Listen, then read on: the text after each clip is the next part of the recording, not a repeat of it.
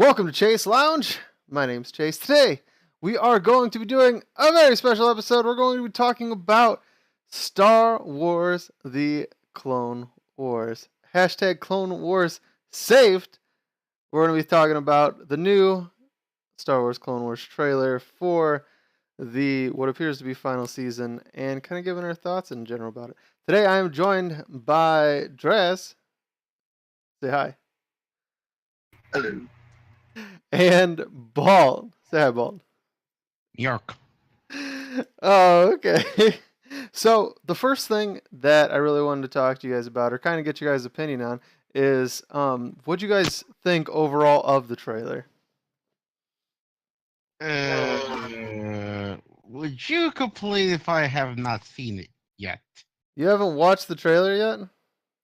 Yeah, you talk to Draz and I'll go watch this. Okay, watch the It's trailer. so It's embarrassing. not.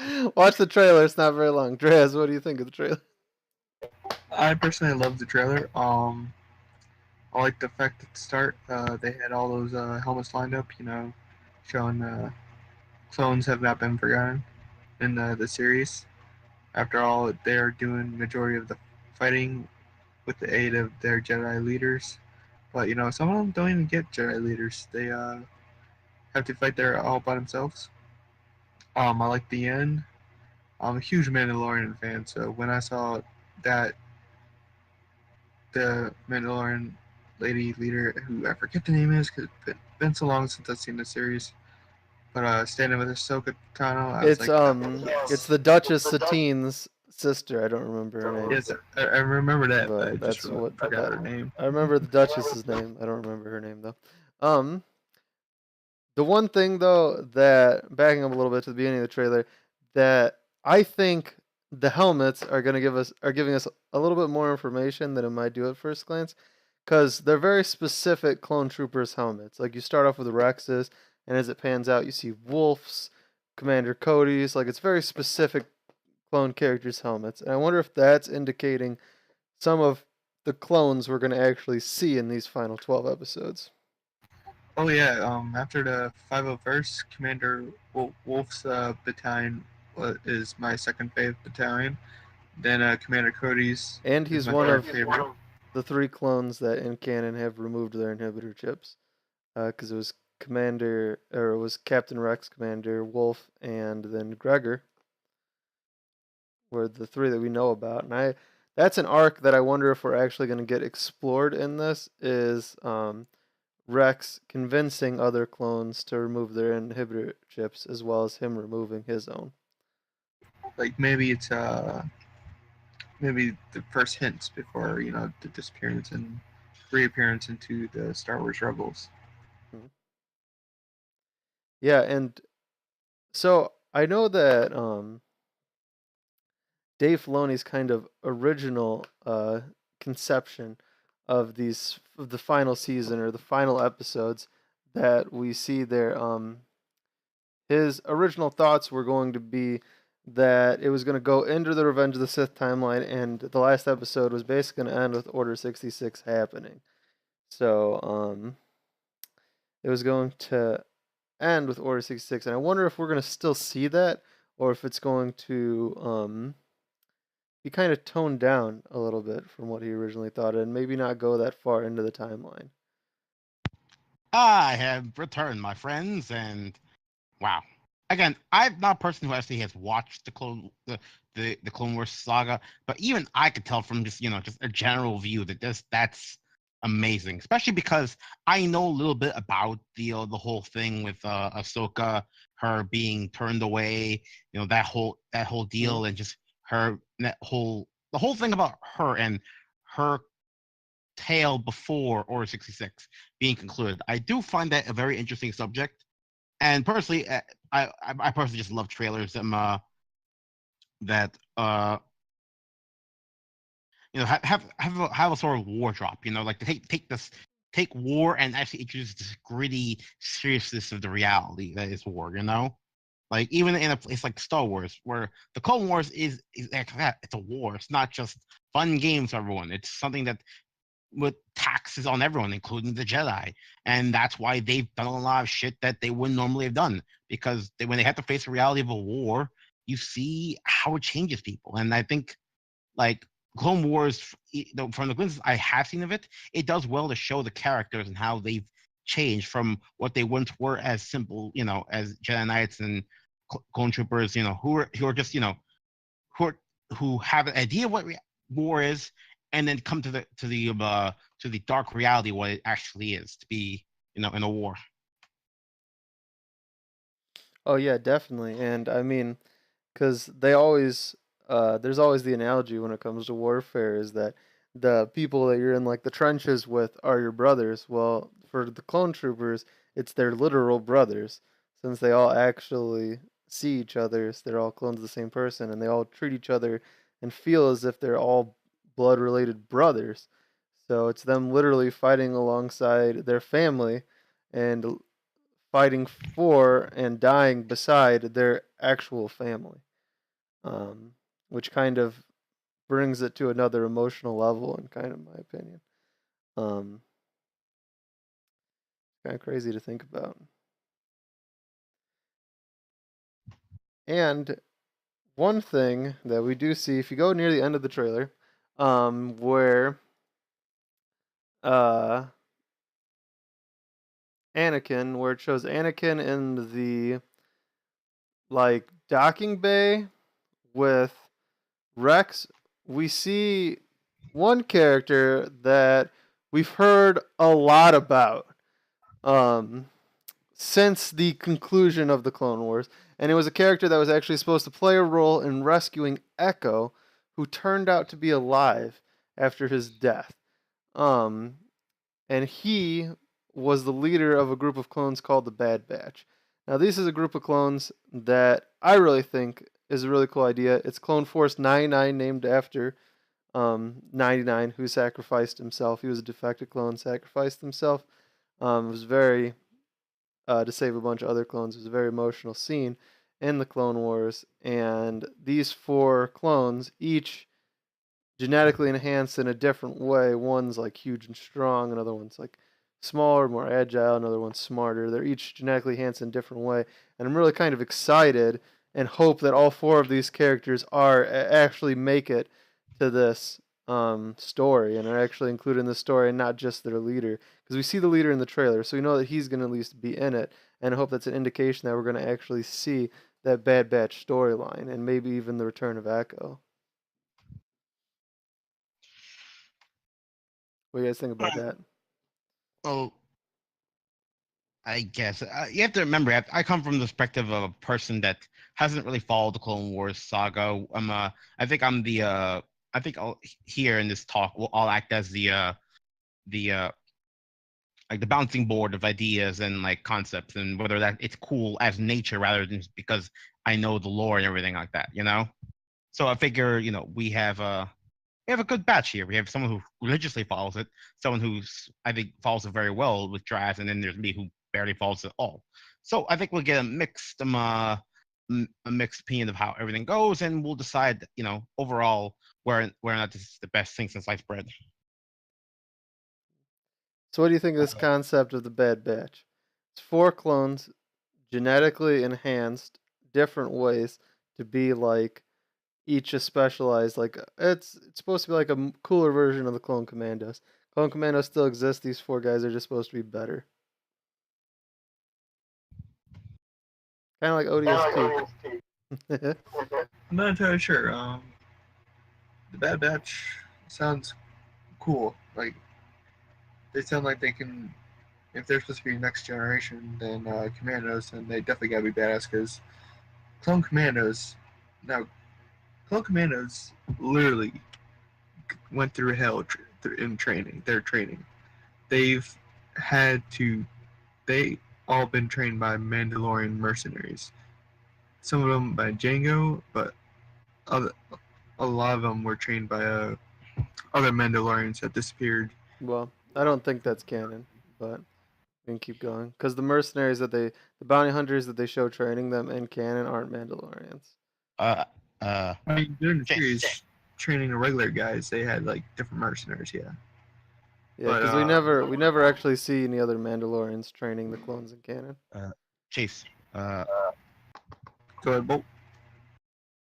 What's up?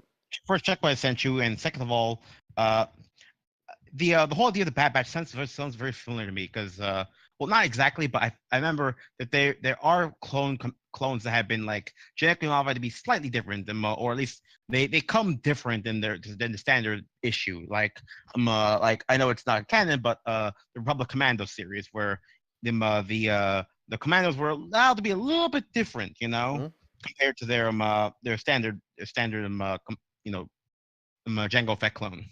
Yeah, because they were modified to be a little bit better. They're modified to be more independent, be able to operate 4-man squad and make decisions on their own. Because often they're deployed behind enemy lines, so they have no communications with high command often if they have no orbital support or anything.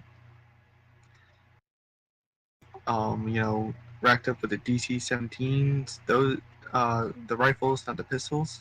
Those things were they were lightweight, better than the DC-15s. Expensive as hell, the sniper modifications, grenade launcher, it has stun setting, And of course, one thing that I think is interesting, not to cut you off, but if you look at in the picture that's got 99 on the side and it's got the 4 Bad Batch guys standing next to each other, look at the gun that the like sniper one is carrying. It almost looks like a like FAMAS almost design wise. Like it's got like that. It looks like it has like that big like kind of handle on top, and like it's almost like a space version of the FAMAS. Like it's all blacked out, so you can't really tell what it is.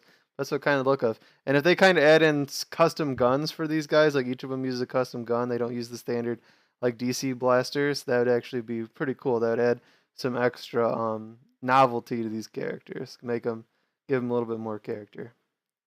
If they're literally head to toe custom.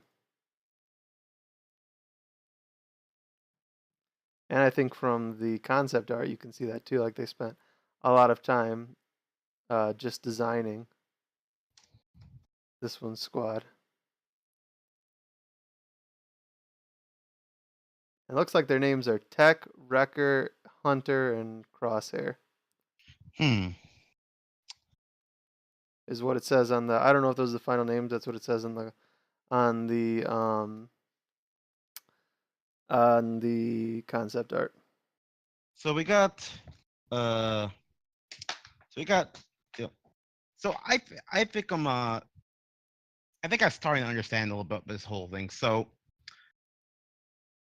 what would you say the value of the Clone Wars as a whole is, what the new season brings, like to the rest of the canon series? Like we're not going to discuss the validity of prequel, sequels, all that crap. We're just gonna nitty gritty what's to what is Star Wars. What value does Clone Wars brings? I think the thing that me and a lot of Star Wars fans are looking forward to in the Clone Wars, in these 12 episodes, is that it's actually going to end the series. Because before the series just kind of ends, there's not a real conclusion to Ahsoka's storyline that we get in the Ahsoka novel. And I wonder if we're actually going to get to see an animated version of the Ahsoka novel. Which, if you don't know, in the Ahsoka novel, Ahsoka goes with Obi-Wan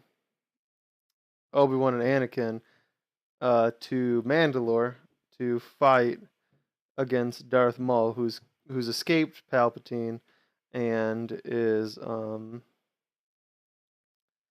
retaken over Mandalore. So he's fighting. They're fighting him. Then during that fight, Anakin and Obi-Wan get called back to defend Coruscant because Coruscant's being invaded, and Ahsoka stays. And Ahsoka's fighting on Mandalore when Order 66 happens. And since Rex removes his inhibitor chip, he helps rescue her. And I wonder if we're gonna get to see that entire arc play out animated, because it's one thing to read it and it's another thing to see it animated. And I would really enjoy that. You did say that you said it covers all the way up to the Order 66, right? So theoretically that would make sense, that if it covers a little bit of Order 66, I mean, it would make sense for it to focus on, particularly Ahsoka and what happens with her, Mhm. because from what I understand, there's a bit of like a gap between the whole Ahsoka going away and Ahsoka becoming part of the Rebel Alliance in the way she does, and I feel that this would go a good job of cupping to close that gap, Yeah. especially because we don't see how like because when you for anyone who has watched the Star Wars movies, the first three, or at least Revenge of the Sith, we see how the whole battle enters with Obi-Wan and Anakin going after Palpatine in Grievous's ship, and it's like there's no like, and the Cold War so far, from what I understand, has not like shown directly how A gets to B. There, or in this case, A gets to C. There's no B shown. If it, I think that's going to Mhm. be a major part that's covered, how everything leads up to that point, because that was covered very well in the you might say the original Clone Wars. Yeah, the The original Clone miniseries. Wars, yeah, the 2003 series, which I was a fan of because it showcased, just but it was made by the same guy that but then again, that because he got like creative license, so Hold on. he Made by the same guy who made what? You cut out for a second. Gendi Gendi Tartakovsky, Okay. uh, or I guess I call him Jen. The game guy behind Samurai Jack was the one that did the whole original Clone Wars thing, and it got us all pumped for the idea of what the Clone Wars was. Hmm. But I felt that the Clone Wars 2003 cartoon, while awesome, was rather short for obvious understandable reasons. It could have done more to elaborate on more of the characters and whatnot. It gave some like a little bit of focus on certain characters, but it was mostly just action with them with not so much character development. They like the major characters like Anakin when not got significant character development, but a lot of other minor characters didn't get so much. And I felt from what I've seen the Clone Wars, it's good because it's over a long series, which gives everyone time to just get their own time in the spotlight. Everyone from Padme Amidala to Yoda to even someone as beloved, quote unquote, as Jar Jar Binks. He So does. yeah, He everyone does gets get a their couple time. arcs. Yeah, everyone gets their time in the spotlight. Everyone gets devotion to them, and I like that because for a franchise like expansive as Star Wars, the characters are what make it what it is. Like the Force powers can be the greatest things in the world, but if the characters are bland and interesting, nobody's gonna care. Nobody's gonna care like how awesome the explosion is if the person making it is bland as a board. And that's definitely one thing that I think the Clone Wars does really well is across the series, and that's kind of why I'm excited to see the conclusion to Ahsoka's arc because over just the course of the Clone Wars, you get so much character development out of Ahsoka because she's probably the most consistent character in the Clone Wars. She probably appears in more episodes than any other character because she appears in episodes that Obi-Wan doesn't, and she appears in episodes that Anakin doesn't. So she probably has the most screen time out of any of the single individual characters. And they spend so much time character developing her and building her as a character that it's really going to be nice to see the conclusion of her arc and then what that turns into moving into Star Wars Rebels. Because she continues to grow as a character and almost becomes a Yoda type figure in Star Wars Rebels. So it's going to be cool to see her finish her Clone Wars era, her like teenage, I guess you could say, development as a character. I've always gotten that whole thing. That the thing is, Rebels is to to the Clone Wars what the prequel sequel trilogy is to the prequels. And I mean, it seems obvious. It seems like very obvious, but most people don't understand that it's not just it's just okay. The characters are older and there's some new people around. It's more of the old giving way to the new, and it's Well, reflected in what happens with the everything from the first to the third episode, Revenge of the Sith, where the old order gives way to the new Empire, and the same thing is reflected with that theme recurs so much in and that's reflected again in the original trilogy where the Empire gives away to the New Republic, and that's also reflected in the Clone Wars to the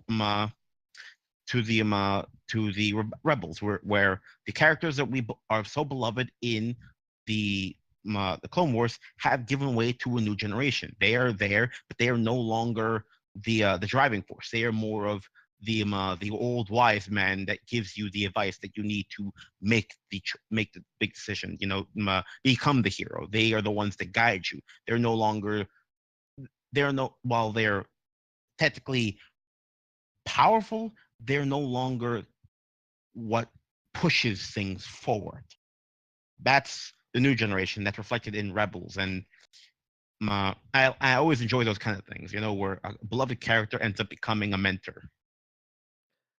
And this is a little off topic, but I actually really hope that we see Ahsoka for the first time in live action in Episode 9, because I really think that she'd be a good finishing mentor for Rey. Is Jedi training. That's a topic for another day, but it's a character that exists and is alive past the fall of the Empire. So she'd be a let's keep good it away character from to the go in there. sequels. Let's I keep it know. away from I just since you brought it up, I just said that she would be a good character to go for Ahsoka, because even between I mean, there's what you were saying with moving from the Mentor. There's a big time gap between the start of Rebels and the end of the Clone Wars. The end of the Clone Wars we know right now.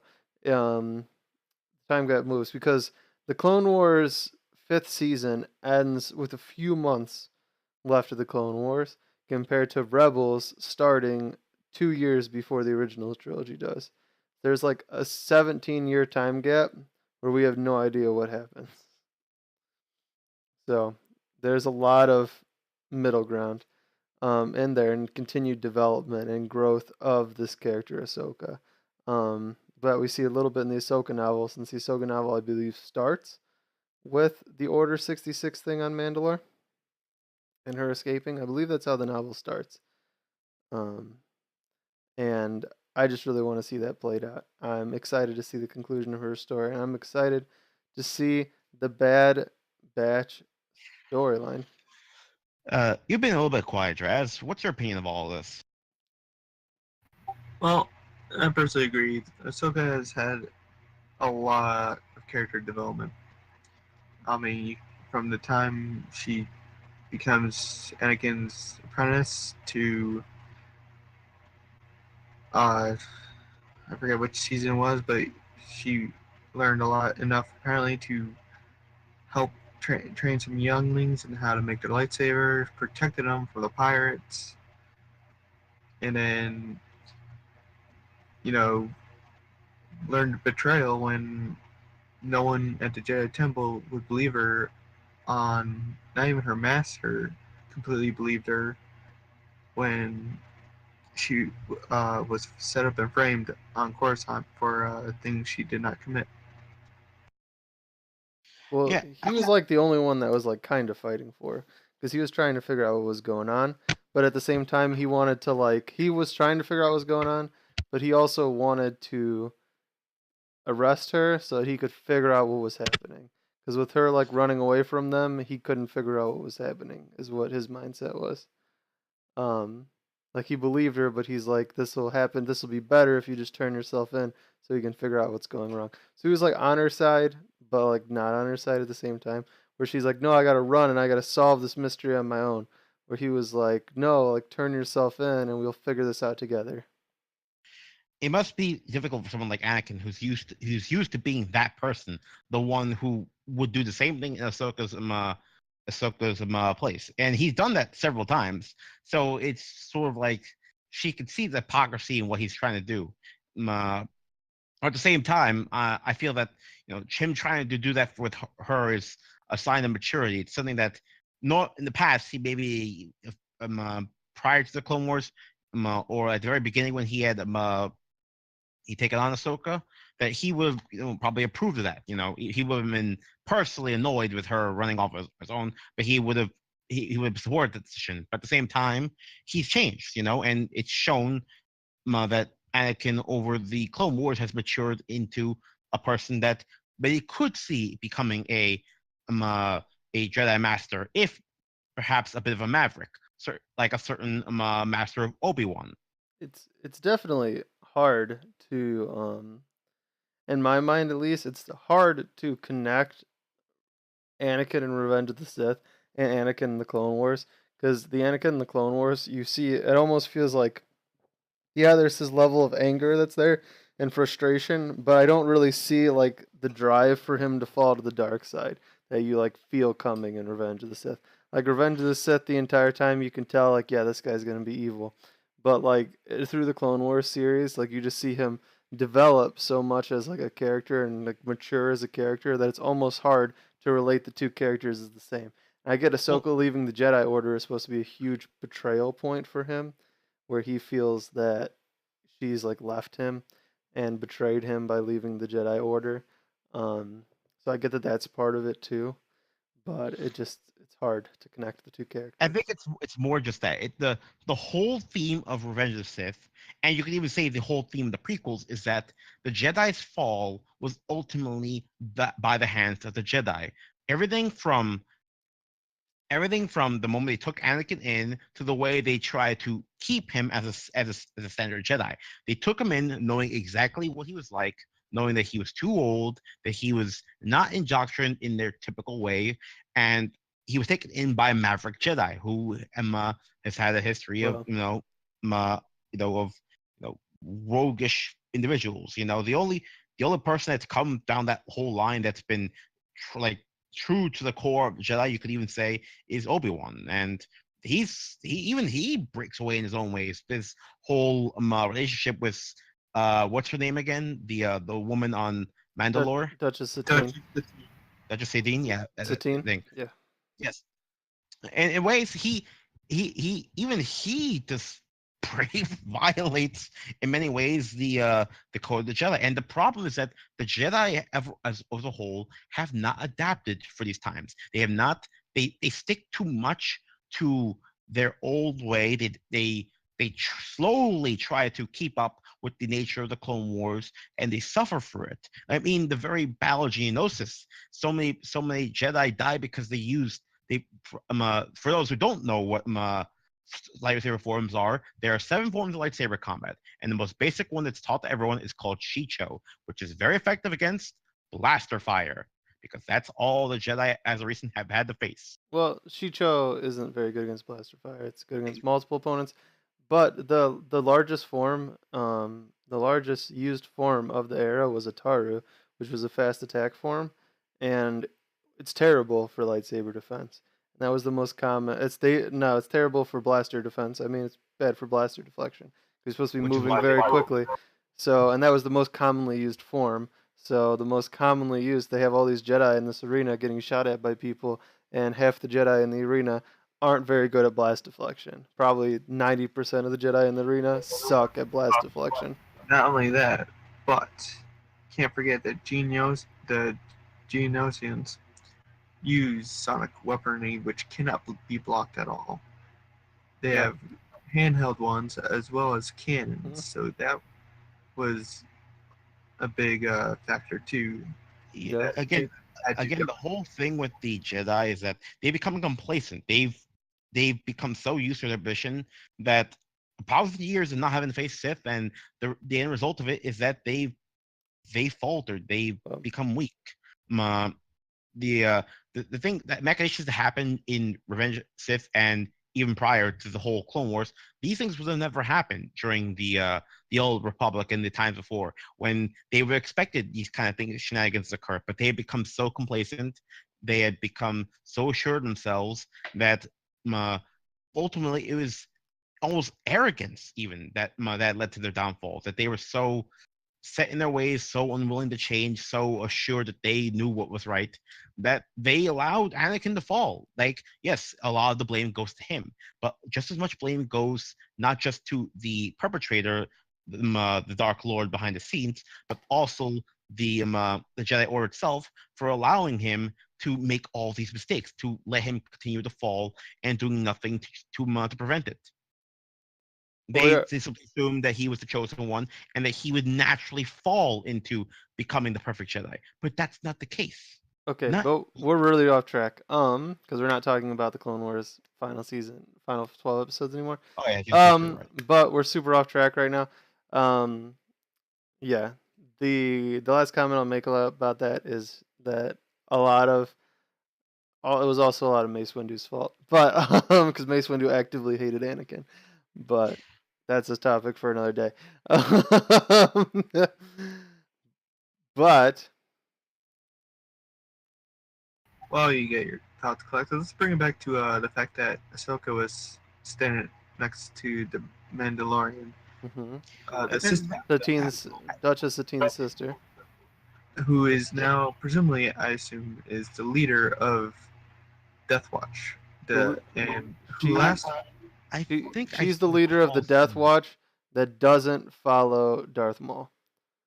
Yeah. I don't know who she is because I never really followed Rebels, but hasn't she appeared in Rebels? Yes, she did. She appeared. Um, she gave so during the arc in Rebels where they were trying to get the assistance of the Mandalorians. Sabine was like gathering the gathering the Mandalorian houses together.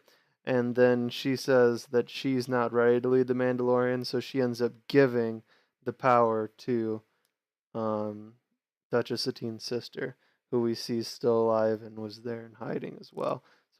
So she gives basically the ruling of Mandalore to her. That's what we see in Rebels. And she was also the leader of she was second in command of the Death Watch. And then when Darth Maul took over the Death Watch in Clone Wars, she and a group of Death Watch broke off away from him and like fought against his Death Watch because she didn't, even though that he did the right to win Mandalore, she didn't think that he was like fit to rule Mandalore because he wasn't a Mandalorian. I think the name for their branch that broke off is called the Night Owls or something. I'm not sure what it's called. I have no idea. But I just figured it was other Death Watch. no, Blue I Death think Watch and Red Death Watch. I think they took a different name, something else. I'll have to look it up. But like I said, they also progressed from being a terrorist group to being betrayed by Darth Maul, and now they are fighting for freedom from Darth Maul and his Death Watch followers. Yeah, Because because they wanted a Mandalorian, they wanted Mandalore back to where it once was, but not in the way that Darth Maul is running it.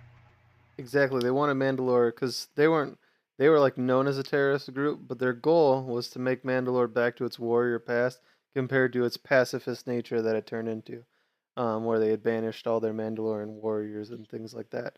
So they were trying to restore Mandalore back to the warriors, and they sided with Darth Maul to help do that. But then Darth Maul just wanted to rule Mandalore and use it as a seat of power. Um, and her segment of the Death Watch that she gathered were people that didn't like that wanted like, okay, you did your thing, now leave Mandalore. Uh, Speaking of Darth Maul, if I recall, there was if I recall, there was a point where Darth Maul had been captured by Palpatine after the whole ordeal of him and Savage Opress trying to take him on and failing.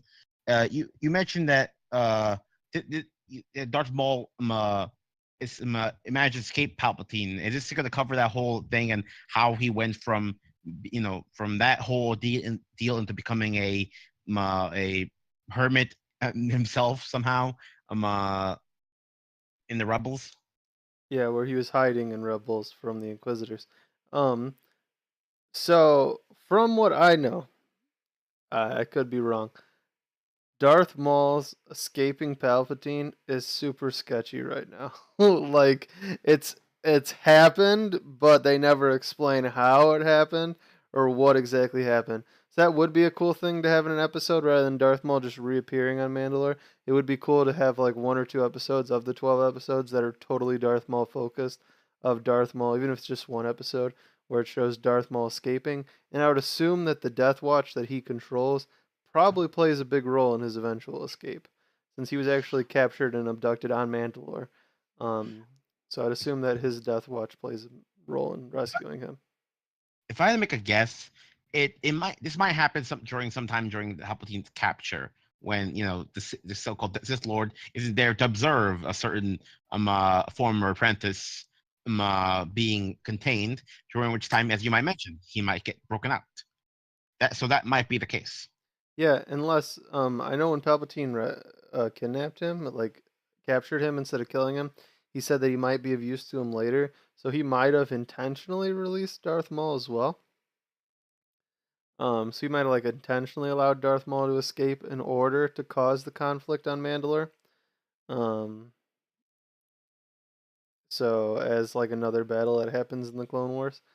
Um, so that could be part of what happened as well. So it'd be interesting to kind of see that full blown out. I know they've gone a lot into the Darth Sidious's dealings in the Clone Wars, like when he battles Yoda in the Vision, and when he goes and he kills Savage and captures Darth Maul. So it shows a lot more of the Sidious side of Palpatine, and it'd be kind of cool to see a little bit more of that explored as well. In the waning days of the Clone Wars, before he is fully Darth Sidious all the time. The pre-Emperor Well, Palpatine I Sidious. felt that considering that after reveal of Palpatine in Revenge of the Sith, there doesn't seem to be that much value in trying to hide it from the viewers. Letting people become aware lets people in on the joke, sort of say, and people can feel. So this is what he's doing at this time. They're looking in. They're looking between the lines and seeing everything that this politician is doing, and more just what you expect just a politician to be usually doing, because politician bad reputations, that kind of stuff. It's like, oh no, he's not just a politician, he's a Sith Lord too on top of that. Yeah, he's electrocuting people in their sleep. Hashtag Darth Plagueis. um, Which I have to admit, has he appeared at all in media? there's a Darth Plagueis book that is now Legends, but there has never been a picture of Darth Plagueis in anything. He has never I appeared in a feel comic or a TV show, movie, anything. I feel that at least one episode should be dedicated to Palpatine. Perhaps when he's getting kidnapped, we go over a little bit of his past. I feel that we deserve a little bit of that, and being able to see a little bit Plagueis, just not having this character who just is alluded to but never quite shown, feels kind of, weak sauce. What I actually kind of wished they would have done with the Clone Wars is they would have done like one season of the Clone Wars where it takes place before Episode 1, so it shows like and like during Episode 1 and Episode 2, where it like shows um Darth Sidious and Darth Plagueis like getting and Count Dooku and all of that, and like them commissioning the clones, the clone army, how they did that, where it shows like Plagueis eventually killing or being killed by Sidious. It shows Plagueis and Sidious like working to manipulate the Senate and everything from their different seats of power. Like if they would have went through Count Dooku killing oh my gosh, what's his name? Sifo Dyas. Yes, Sifo Dyas. Count Dooku killing Sifo Dyas. Like if they would show that, even if it was like half a season, so like a season is like 12 episodes or whatever, if it was like a 6 episode arc that they would have done at one point, that would have been a really cool 6 episode arc just to show, and it would have made sense as being part of the Clone Wars because it's how the Clone Wars started. It would have been pretty cool to see that aspect since we've never actually seen that in media. We've got the Plagueis novel that's now Legends that describes a lot of it, but we've never actually seen it. So I think that would have been cool, and I think they kind of missed the chance. I mean, of course, if this season, if these 12 episodes do really well, there's always the opening for them to make another season, since this is an an anthology series. Is that what they call it? When it's each episode doesn't necessarily take place in chronological order. So it always makes the room to where they could say, you know what, we're gonna do one more season after this that takes place like in random places during the Clone Wars. Well, I don't think there is much more to say on this, is there? Um, I think we've talked everything to death. I mean, at this point, we literally just be nitpicking at this point. Anything else to say, guys? Before I have one thing to add, possibly to the arc okay. of the Mandalorians. I feel strongly that perhaps they will send a specialized jet trooper battalion, or perhaps detachment of the 501st proficient in jetpacks to work alongside the Mandalorians.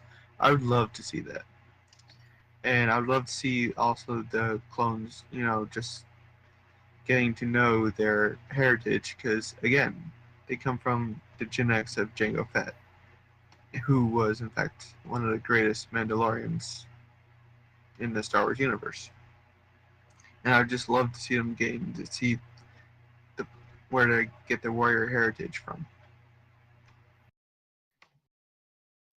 That would actually be when I was talking about the. I wish that they had done a season where they described the beginning. That's another character that they could have explored more in that because Jango Fett is super like absent in canon right now. Like he had a huge drawn out backstory of him fighting Count Dooku, and Count Dooku was younger. All this stuff, um, killing all these Jedi. He had a cool backstory. He had a really cool drawn out backstory in Legends, but he's we don't know much about him in canon, so that would be a cool character to have seen drawn out a little bit more in that pre Attack of the Clones if they would have done like one season like that. Um, which I mean they could always decide to do in the future, but it would definitely have to be a season. I don't think they could turn that into its own series, but like 6 seasons about Phantom Menace and Attack of the Clones. I don't think that could Thinking of happen. that's probably Boba Fett's a teenager by now. Yeah, we might actually. That is a good point. We might see Boba Fett again. Um, I think the last time we saw Boba Fett was when he did his arc with the Asajj Ventress, where they were on the train. Yeah, and she ends up doing a switcheroo and basically putting him in a chest for that ugly alien king and setting free the siblings because she recently lost her night sisters due to Count Dooku's forces. Yeah, and she really wasn't cool with them like trading people, um, especially like women people. But Probably reminded her of her when she was young. hmm. Also, spit in the dark while I'm thinking of novels. One other thing that we could see is pieces from the Quinlan Voss novel that came out, where it was Quinlan Voss and Asajj Ventress working together to fight Count Dooku. Um, that takes place during this area of the timeline, so you could totally see an episode or two that explores that aspect from that novel in a visual aspect, which could be kind of cool to see too. Quinlan Voss and Asajj Ventress working together to try and fight Dooku. I think it's less likely that we'll see that explored, but that could be another thing that'd be interesting to see explored. But I think that's it, unless there's any other topics that you guys want to talk about. I can't think of anything. No, Draz, you got anything else you want to say? Just one thing. Hmm. Clone Troopers all the way. Okay, so let's go into closing thoughts. So Balt, closing thoughts of the trailer and the upcoming series. Well, from as a person who follows Star Wars, it's awesome hype. It's always Star Wars is always good, especially when it's stuff that people grew up with, and Clone Wars seems to be highly credited. It's popular for a fucking reason. From the perspective of a person who has never watched Star Wars, I could only assume that it's interesting. Again, the whole war narrative, and it's the Clone Wars for a reason, and the idea that people change after the whole war, and the intrigue of these people that you don't know who Ahsoka. You might, if you don't know who Ahsoka is, you don't know who Anakin is, you don't know who Obi-Wan is. You might have heard of them, but if you don't know about them, it's like you have to wonder what's going on. Like, ma, so it's at least interesting. And for the perspective, I imagine, of someone who heavily follows it, this is exactly what everyone's wanted: a proper conclusion to a series that is well beloved, which doesn't at all ruin the name of Star Wars. Ultimately, I think the trailer is exactly what people have been praising it, even if a little, maybe a little more on like religious worship. But overall, I think it's what people deserve, the fans deserve, and I hope it delivers on everything and more. Before, Draz, before I ask you about your final thoughts, I had the trailer while you were talking. I just had the trailer playing. So it'd be some visual movement on the screen. And one thing that I just noticed about the trailer, if you go to 21 seconds in Rex's visor, there are 5 clones walking away from the helmets. So I wonder if that means we're going to get 2 more canon clones that removed their inhibitor chips. Be me thinking too much into it. Or it could be specifically placed to say that there's 5 clones that are walking away from the helmets. There's 5 clones that turned down Order 66 that they're going to show us. That could be interesting. And I always love that kind of like the interpretation kind of thing, where you learn from it, just not by what's shown, but what's not shown. Yeah, I just think it's interesting that there's five clones walking away from the helmets that are reflected in Rex's visor. And I didn't notice it before, I just noticed it while I was re-going. That's what happens when you watch this trailer like 8 times in a row. You start to notice crazy random shit. You are quite obsessed, aren't you? Well, I've had it playing for a lot of the time that we're talking, because it's just like, rather than it being a stagnant screen, I'll just have the trailer playing in the bottom right hand corner. Draz, what are your final thoughts? The series and the trailer. Roll and the final episodes. Final thoughts from the series and trailer. Like I said, I'm looking forward for more clone action. Clone troopers have always been my favorite soldier in all of the Star Wars eras. Just because of their brotherhood, their Mandalorian heritage, their armor, their weapons, their vehicles, all of it just screams at me. This is an army that would be so awesome if it wasn't so goddamn expensive to grow clones. And also, the morality of having a slave army too, since technically they weren't even being paid to fight. But anyhow, what are you, a separatist? Calling the clones slaves? No, I'm not a separatist. They fought for a cause they believed in, the Republic, and I admire that. Some people in the Republic, though, did view it as a slave army. That was a big. I was just saying, what are you, a separatist? Because that was like the big like separatist propaganda that they would throw out, is that they're fighting with an army of droids, which is humanitarian and good because people aren't dying, while the Republic uses a slave army bred for war. I think this whole discussion is awesome. I think this whole idea of the separatists right or wrong kind of thing could be its own discussion. I honestly think it definitely could be. And I definitely don't think that the separatist beliefs were wrong. I believe that them putting Count Dooku and Grievous in charge of the military while having a hands-off approach was wrong. But we can have that discussion another day. Have this conversation another time. Yeah, we can have that discussion another day. But as for closing argument, I said my piece about the clones, well, not Mandalorians. Really. I mean, it's not an argument. I'm looking forward for the Mandalorian arc. I will be surprised if it goes through the whole season.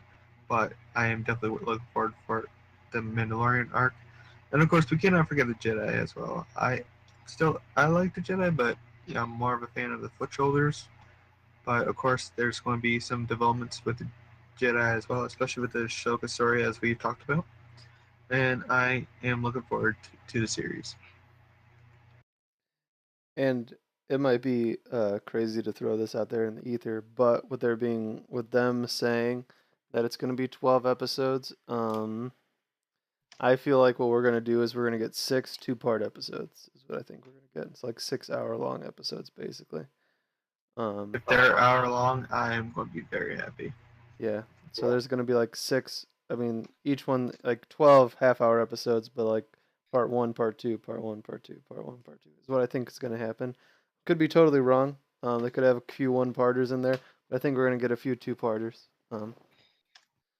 Or they're all going to be 2-parters to kind of close all the loose end storylines together. I didn't even ask you guys. What do you guys think about it being available? About it being released on Disney's? The last thing we'll talk about, and then we'll end it. What do you think about it being available on Disney's direct-to-consumer streaming service, and that being how they release it rather than releasing it through Netflix? Well, I have Netflix, so I will be able to see it probably anyways. If they even release it on Netflix, though, because right now they're only saying they're putting it on Disney's streaming service. Well, I guess they gotta get them some. You gotta get traffic on that goddamn site somehow. Yeah.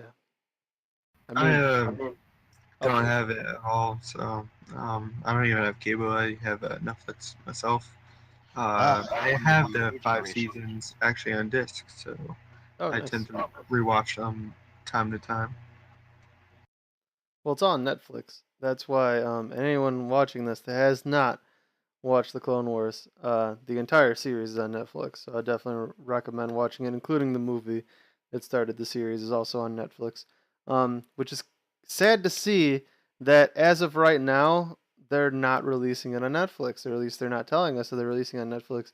That the entire series would be available on Netflix besides the last season, which is exclusive to Disney streaming service. They'll probably release eventually. Just for now, they want the focus to be on their site because that's where all the traffic is, and that's where they can advertise other things. Disney's business after all. Yeah, I mean, I'll most likely pay for the service for at least a month just to watch the 12 episodes. Even if I watch the 12 episodes and then cancel my service right afterwards, I'll definitely just want to watch it. Unless they're like, we're going to release it for 12 weeks, 1 episode a week. So you got to pay for 3 months. You gotta get them dollars, man. Get them dollars. You just gotta pull like what AMC did for the Star Trek Discovery. They released the season 1 episode at a time on their streaming service. Do not speak of this. Do not speak of this treachery. No, I'm just saying Disney's gonna pull an AMC and they're gonna release 1 episode a week to make people pay for their streaming service as long as possible. I hope they don't, but they totally could. But that's gonna be it for this episode.